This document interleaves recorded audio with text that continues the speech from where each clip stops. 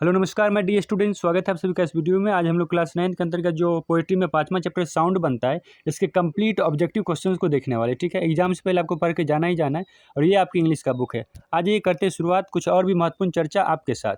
9th के English का ये बैच है जो आपको देता है complete chapter wise all objective question. ठीक है, और ये आपके बैच का नाम क्या है? त्रिशूल तांडव के नाम से रहने वाला है। बाकी हमने चैप्टर नंबर 1 से लेकर के कहाँ तक कंप्लीट कर लिया? 4 तक कंप्लीट कर लिया। ये टेक्निकल लुक से 5वां चैप्टर है। आ जाओ करते हैं शुरुआत।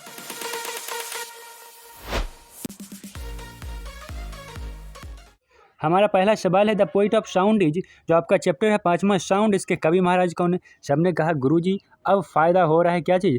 माइंड मैप पढ़ने का। उसमें हमने पूरा लिखाया है, आपको बढ़िया से लिखाया है।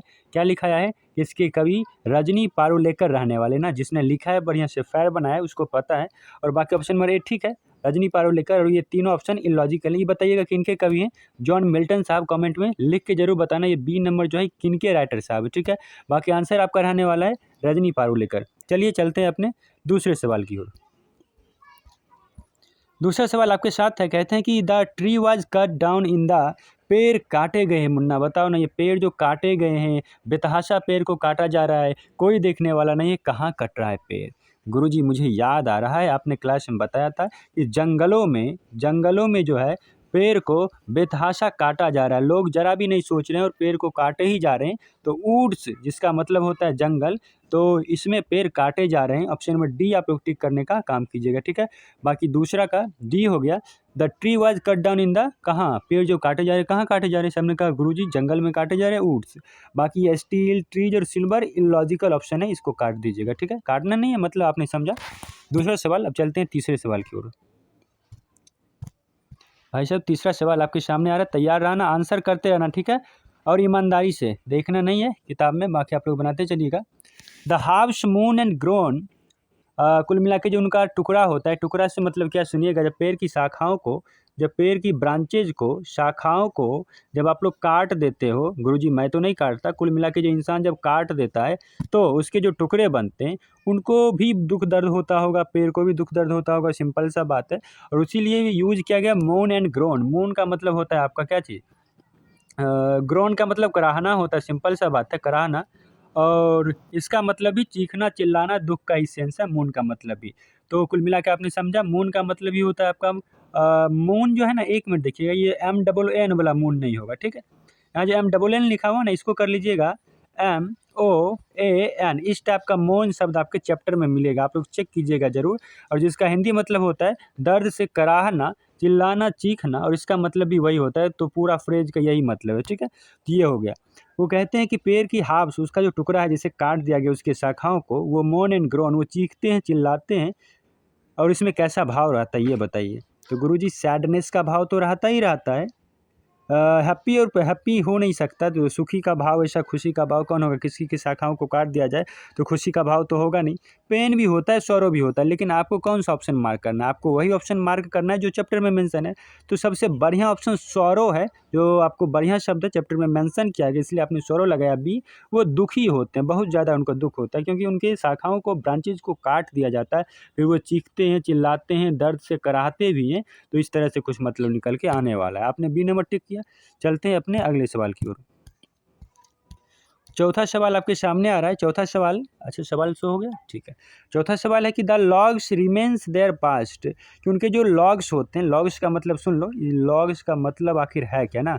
इस लॉग्स का मतलब है पेड़ की शाखाओं को जब हम लोग, जैसे इस तरह से शाखा होता है, इसको जब हम लोग दो टुकड़ों में काट देते हैं, ये जो दो टुकड़ा बनता है, इसको हम लोग लॉग्स कहने का काम करते हैं, सिंपल सा बात है। तो पेड़ की लॉग्स, शाखाएं, पेड़ से कटने के बाद रिमाइंस, याद करते हैं, देयर पास्ट, अपने पुरानी यादों को। तो उसमें क्या याद करते हैं बताइए? हिस्ट्री को याद करते हैं, नेचर को याद करते हैं, या क्लाइमेट को याद करते हैं? हिस्ट्री मतलब इतिहास, नेचर मतलब प्रकृति, और क्लाइमेट मतलब उसका जो वातावरण था। अपने मन से तो आंसर गुरुजी करना नहीं है, तो आंसर कैसे करना है? तो चैप्टर में जो मेंशन है, लाइफ शब्द मेंशन किया गया है कि वो जो टुकड़े हैं, वो जो लॉग्स हैं, वो किस, अपने पुराने लाइफ को, अपने पुराने जीवन को क्या करते हैं गुरुजी? याद करते हैं। सिंपल सा बात है, जब याद करते हैं तो बी नंबर टिक कर लेना, अपने लाइफ को याद करने का काम करते हैं। चलिए अगले सवाल की ओर चलते हैं। 5वां नंबर सवाल आपके सामने आ रहा है। हाँ, लाइफ ही है, ठीक है। 5वां सवाल देखिएगा, कहते हैं कि the tree remember how the toast it. अच्छा, टॉस शब्द आप लोगों ने सुना है? टॉस का मतलब क्या होता है गुरुजी? इस टॉस का मतलब होता है, क्रिकेट में हम लोग देखे होंगे कि किस तरह से टॉस किया जाता है, कौन सा खिलाड़ी पहले खेलने वाला है, इस तरह का क्वेश्चन रहता है। लेकिन यहाँ पे क्या मतलब है देखिएगा, जब इस तरह से पेड़ होता है, बनाने का मैं प्रयास कर रहा हूँ, जब इस तरह से कुछ एक पेड़ होता है, जब हवाएं चलती है, जब इस तरह से इधर की हवाएं चलती है, तो टेक्निकल रूप से होता क्या है कि इसकी शाखाओं को पूरा एक जगह से दूसरी जगह हिलाता है, इसकी शाखाओं को उछालता है, इसकी शाखाओं को लहराता है एक जगह से दूसरी जगह। आपने देखा होगा पेड़ की शाखाएं हिलती डुलती रहती है ना हवा के समय में, जब बसंत चलता है उस समय, उस मौसम में ऐसी कुछ घटनाएं घटती है। तो इसकी शाखाएं जब एक जगह से दूसरी जगह हिलती है तो उसी को कहा जाता है टॉस हो रहा है, उसकी शाखाएं एक जगह से दूसरी जगह हिल रही है इसी चीज़ के लिए। अब आइए ना, ऐसी घटनाएं कब घटती है, किस मौसम में घटती है, देख लो, या फिर कौन घटाता है? गुरुजी कोल्ड, ठंडी, इसमें ऐसा कोई मतलब निकल के आने नहीं रहा है। वेदर भी कुछ नहीं होने वाला है, क्योंकि विंड शब्द का मेंशन किया गया है, हवाएं, जब ये हवाएं चलती है तभी ऐसी घटना घटता है, इसलिए आपने हवा टिक करने का काम किया, विंड सही करने का काम किया। तीसरा सवाल, तीसरा ऑप्शन, 5वां का तीसरा। ठीक है, अपने छठा सवाल की ओर चल रहे हैं। अच्छा, समझ में तो आ रहा है ना? ठीक है, छठा सवाल बताते चलिएगा और आंसर भी कमेंट बॉक्स में मेंशन करते जाइएगा। ठीक है, छठा सवाल देखिए। छठा सवाल आपके सामने कहते हैं कि ऑटम हैज़ बीन मेंशन्ड। अब बताना कितने लोग को लग रहा है, कोई जवाब दो, बताओ कुछ। ऑटम जो है ये पतझड़ का जो मौसम है, ऑटम पतझड़ का जो ये मौसम, एक मिनट, ये जो ऑटम शब्द का जो चर्चा किया गया है, ये किस चैप्टर में इसकी चर्चा मिलती है? ऑटम की चर्चा बताओ किस चैप्टर में मिलती है? गुरुजी नेचर, ऐसा नाम आपका कोई चैप्टर है आपके बुक में? नहीं है गुरुजी। सीन नाम का भी नहीं है, वेदर नाम का भी नहीं है। तो ये चर्चा कहाँ मिलती है ऑटम की? ऑटम की चर्चा गुरुजी साउंड चैप्टर में, जो हमारा 5वां चैप्टर है इंग्लिश बुक का पोइट्री में, वहाँ पे चर्चा मिलता है, जो मैं अभी आपको करा रहा हूँ। सिंपल सा बात है। चलिए, ये आपने समझा होगा, साउंड इसका सही रहने वाला। बाकी अपने चलते 7वां सवाल की ओर। 7वां सवाल आपके सामने आ रहा है। द विंड नोज एवरीथिंग, हाँ 7वां सवाल आ गया है। The wind knows everything that happens to the, कहते हैं कि हवाएं जानती है, सब कुछ जानती है। सर किसके बारे में सब कुछ जानती है? क्या मेरे बारे में तो नहीं सब कुछ जानती है? ये विंड जानती है, सब कुछ जानती है। किसके बारे में जानती है? ये जानती है वुड्स के बारे में, जंगल के बारे में, फॉरेस्ट यानी जंगल के बारे में। वुड्स मीन्स लकड़ी होता है, ठीक है। वुड्स के बारे में, लकड़ी के बारे में, फॉरेस्ट यानी जंगल के बारे में, ट्री मतलब पेड़ के बारे में, या क्लाइमेट मौसम के बारे में। सबने कहा गुरुजी पेड़ के बारे में, ट्री के बारे में ये जानने का काम करता है, वो सब कुछ जानता है। कौन? हवाएं, क्योंकि हवाएं इसके बीच से बहती है, इसलिए सब ने ट्री सही करने का काम किया। तो आपने समझा होगा 7वां सवाल। बढ़ते हैं अपने क्वेश्चन नंबर 8 की ओर, आपको दिखेगा, बोलिएगा, ठीक है। अच्छा, हमारी टेक्निकल टीम आपको पहले, सबसे पहले क्वेश्चन दिखाती है, बाद में हमको दिखाती है ना, तो अच्छा ही है, आ जाइए, आपको शो होगा। ठीक है, 8वां सवाल आ रहा है आपके सामने। कहते हैं कि वी शुड नेवर कट, हमें कभी नहीं काटना चाहिए। मुन्ना क्या नहीं काटना चाहिए बताओ ना? वुड्स, लकड़ी नहीं काटनी चाहिए। सर लकड़ी नहीं काटना चाहिए, क्या मतलब है इसका? सिंपल सा बात है, ट्री नहीं काटना चाहिए, पेड़ नहीं काटना चाहिए, हाउस नहीं काटना चाहिए। देखो कितना इलॉजिकल है। अब घर कौन काटता है भाई? लैंड मतलब भूमि होता है।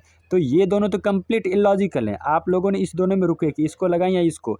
फिर वही कहता हूँ, अपना मन से कुछ नहीं लगाना, चैप्टर में जो मेंशन है सिंपल सा बात है, वही लगाना है।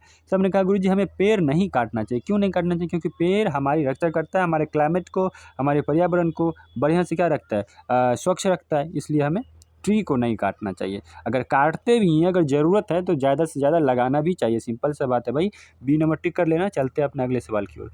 अगला सवाल आपके सामने आ रहा है, 9 नंबर होगा, ठीक है। 9वां सवाल हाँ आ चुका है। कहते हैं कि the wind knows the predicament of, हवाएं जानती है किसके दुख और दर्द को? प्रिडिक्मेंट मतलब होता है पीड़ा, दुख, दर्द, तकलीफ, यही सब होता है। कहते हैं कि हवाएं जानती है किसके तकलीफ को? बताइए ना किसके तकलीफ को? मुन्ना ने आंसर कर दिया, देख लो, आ गया आंसर, आ गया आपका, शो हो रहा है।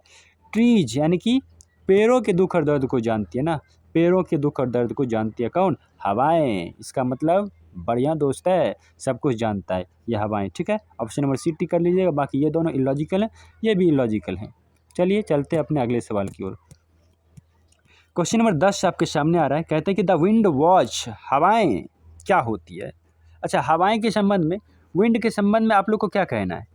हवाएं बहती है या हवाएं चलती है?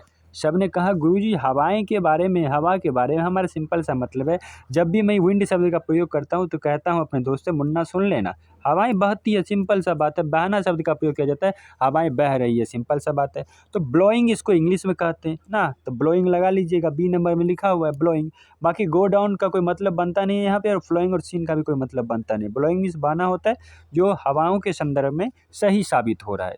चलिए 11 नंबर सवाल को देखते हैं। 11 नंबर सवाल आपके सामने आ रहा है। अच्छा सवाल आ चुका है, देख लीजिए सवाल आ चुका है। कहते हैं कि मैन डज नॉट इवन, आदमी के पास यहाँ तक कि नहीं है, क्या नहीं है बताइए ना क्या। तो इसके संदर्भ में चर्चा किया गया है, आदमी के पास सेंस नहीं है, ऐसा कुछ बताया जा रहा है, समझ नहीं है। क्यों समझ नहीं है सर? सेंस ऐसा क्यों चर्चा किया गया चैप्टर में? ऐसा सर इसलिए चर्चा किया गया है क्योंकि ये जो है ना, ये गुरुजी कौन, ये समझ रहे हैं ये कौन है? ये जो आदमी है, ये जो मैन है ना, इसके बारे में कहा जाता है कि ये क्या करता है, सब कुछ जानता है। क्या जानता है सर? ये जो है सब कुछ जानता है ना, सब कुछ जानता है, लेकिन करेगा कुछ नहीं। इसको पता है पेड़ काटने से नुकसान होगा, लेकिन भाई साहब धड़ल्ले से काटेगा, इतना ज़्यादा काटेगा, फिर अपने क्लाइमेट पे इसका असर पड़ता है, बुरा असर पड़ता है ना।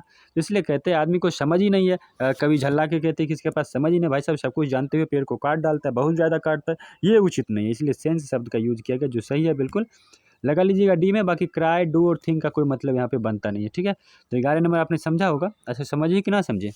गुरुजी समझ में तो आया ना। मैन डज नॉट इवन, आदमी के पास यहाँ तक कि क्या नहीं है, सेंस नहीं है, समझ नहीं है, क्योंकि ये लगातार पेड़ को काट रहा है सब कुछ जानते हुए भी। आ जाइए 12 नंबर सवाल दिखाते हैं। क्वेश्चन नंबर 12 क्या कहते हैं?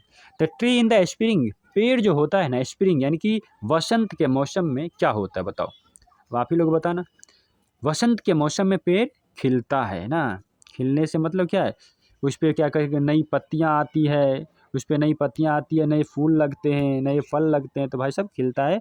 ब्लोजम शब्द का प्रयोग किया गया, जो बिल्कुल सही है। बाकी फेल डाउन, प्रोस्पेरस और ग्रो इलॉजिकल है अकॉर्डिंग टू दिस ऑप्शन, ठीक है।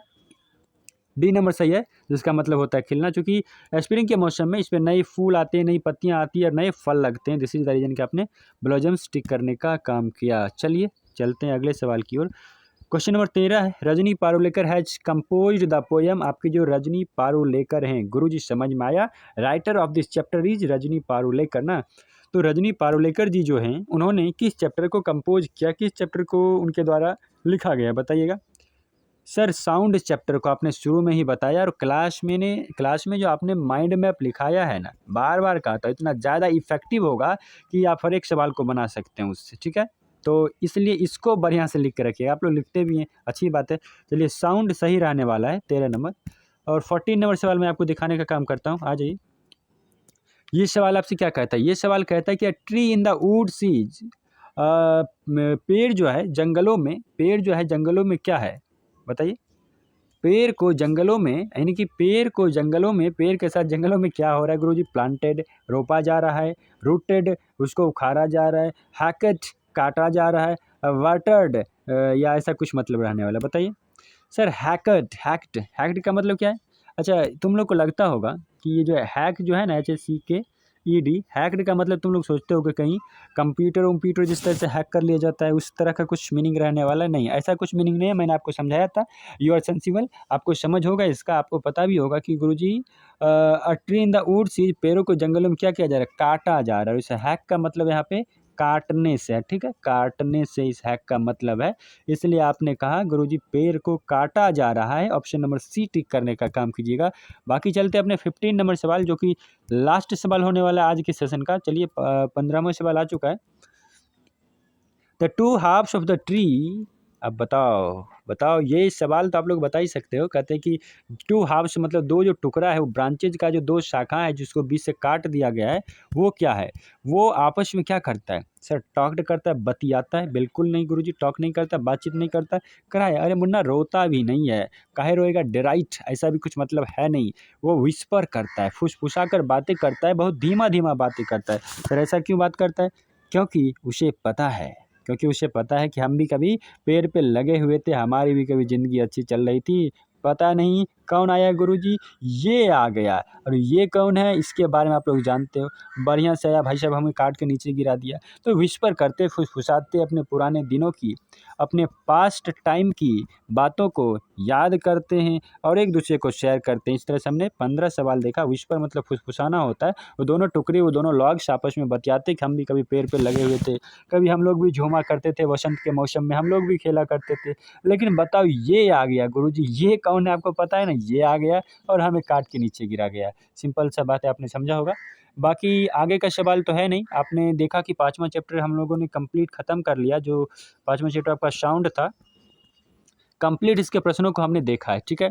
बाकी अब आपको क्या करना है सर? सिंपल सा बात है, आपको एक ही काम करना है, बढ़िया से एक फेयर बना के लाइएगा और क्लास में चेक कराने के बाद, साइन लगाने के बाद ही हम लोग ये नया चैप्टर, जो छठा चैप्टर होने वाला है सेल्फ इंट्रोडक्शन, उसकी शुरुआत करने वाले हैं, ठीक है।